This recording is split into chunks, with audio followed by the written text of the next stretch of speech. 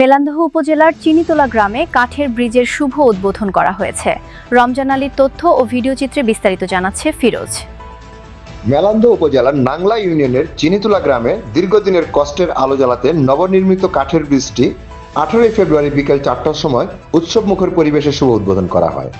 উদ্বোধনী অনুষ্ঠানে সভাপতির আসন অলংকৃত করে বিভিন্ন দাবি দাওয়া তুলে ধরে গুরুত্বপূর্ণ বক্তব্য রাখেন বারবার নির্বাচিত নাংলা ইউপি চেয়ারম্যান বীর মুক্তিযোদ্ধা আলহাজ কিসমত পাশা।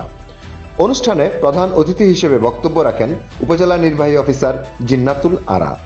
বিশেষ অতিথি হিসেবে উপস্থিত ছিলেন উপজেলা সহকারী কমিশনার ভূমি মাহমুদা আক্তার জ্যোতি, এলজিইডি কর্মকর্তা শুভাশিস রায়, উপজেলা নির্বাচন অফিসার কামরুজ্জামান, উপজেলা হিসাবরক্ষণ অফিসার আব্দুর রশিদ ও সমাজসেবা কর্মকর্তা আরিফুর রহমান। এছাড়াও উপস্থিত ছিলেন Nangla UP panel chairman Mahbubur Rahman, 11 নং Shyampur UP panel chairman Muksed Ali সহ এলাকার গণ্যমান্য ব্যক্তিবর্গ। কোন ইউনিয়নে কি সমস্যা, কোথায় কি করতে হবে, এই বিষয়গুলো কিন্তু আমি প্রথমে এসে জানতে পারবো না।